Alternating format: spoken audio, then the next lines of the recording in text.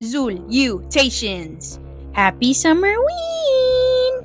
Necromancer Zul has summoned Harper, the Harbinger of Halloween! You will bear witness to the creation of this delicious homunculus and how I brought his force forth. There is no summoning without offerings, is there? Perhaps a sacrifice? So cook me cook! From my gourmet grimoire, we shall begin with Choco Chip Spookies. This recipe has been passed down from my great granny Doughboy. Here comes the airplane. Open your big mouth wide. Nom, nom, nom, nom, nom, nom. We will be using an unconventional oven to cook these spookies. Thus, the dough balls must be flat. Flat like your personality. Just kidding, I'm sure you have a very bulbous personality. Anyways, that's enough yap from Little Miss Yaps-a-Lot. Here we have red edible glitter granules. Redible? Yeah, I like that. The redible glitter is the designer blood garnish. So make it rain on the unborn dough babies. Raining blood! Then add the eye of Newt. In my case, the eye of Zul! I only added 2 because our victim needed eye drops. They had very dry eyes. I prefer my eyeballs juicy and succulent. But you can add however many your disgusting heart desires. You can add 8 for a spooky spoder. Ooh.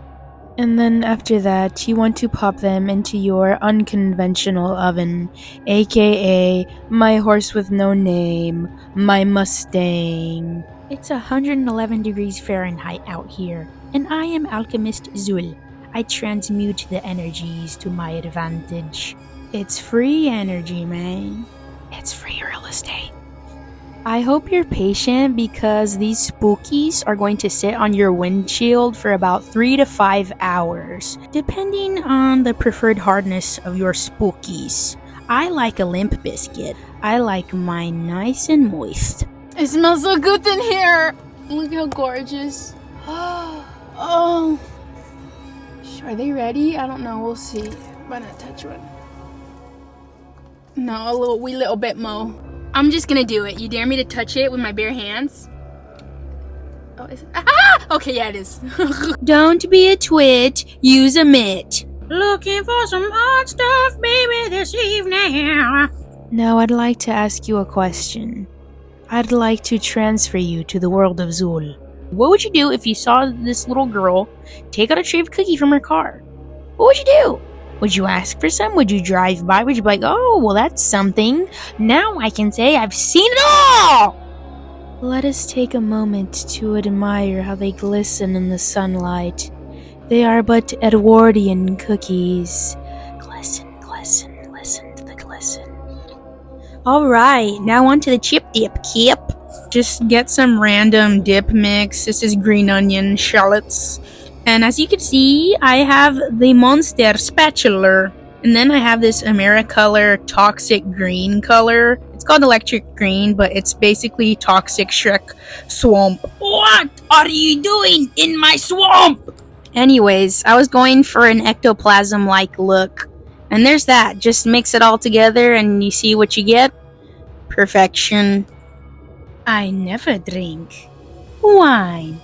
I absolutely love these energy drink mixes from Wallace Mart, and I mix them with the Sprite, a potion of passion for our dear Harper.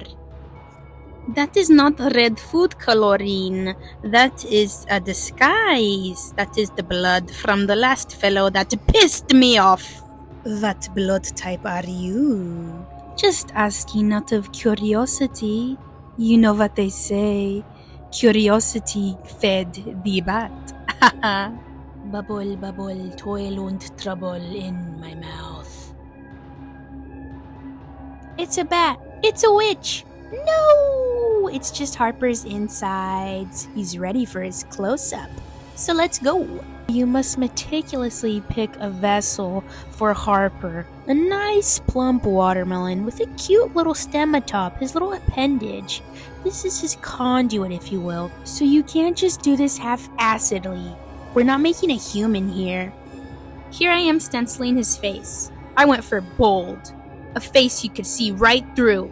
Literally. He hides behind no mask. He is the mask. He's not afraid to speak his rind. Everyone should try to be more like Harper. Now, off with his head!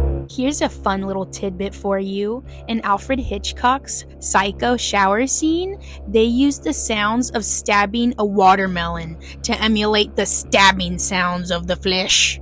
Isn't that hilarious? They just went ham on a watermelon. Now, a watermelon is much trickier to hollow out than a pumpkin. Halloween. So here I am going around the circumference of the watermelon meat with a very sharp serrated knife, aka the toothed knife. After you go in with the toothed knife, you can switch to a spoon and just scoop out all of his entrails. And also, I'd like to add that the wetness of my surface washed his stencil face completely off. So do with that information what you want. I ended up having to raw dog it and completely freehand his face. And on that note, story time! I did not name Harper. He already had a name. He merely revealed it to me, as an entity does. I was pondering his name as I cradled his watermelon vessel, and like a flash of lightning, it was transmitted to me. Harper? I thought. Okay. I swear on my life, he's a real entity that signals summer and the coming of Halloween. Summerween!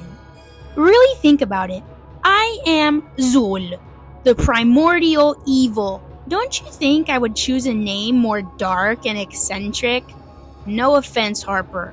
And what's more, after his name reveal, I realized it's because he's the harbinger of Halloween! Harper, the harbinger! It all made sense, like the puzzle pieces that comprise his sweet melony face. Absolute beauty. I love him so much. I truly couldn't be more proud. He came out the happiest creature I ever did see. Just look at that giant grin. Who knew the spawn of Zul could be so happy and pure? I should just call him Harper the Happy Halloween Harbinger. New tongue twister just dropped. Before you summon Harper, you must prepare his shrine with all of the tricks and treats we've concocted. You want him to be greeted with the perfect picture when we awaken him with our anti-lullaby. Now, on to bringing his force to fruition. First, prepare thyself with the potion of passion. Then, you will chant, I summon thee, Harper, harbinger of Halloween. Feel yourself invoking the spirit of Halloween, and Harper will heed your call. I am through talking. Happy Summerween, everyone. Goodbye.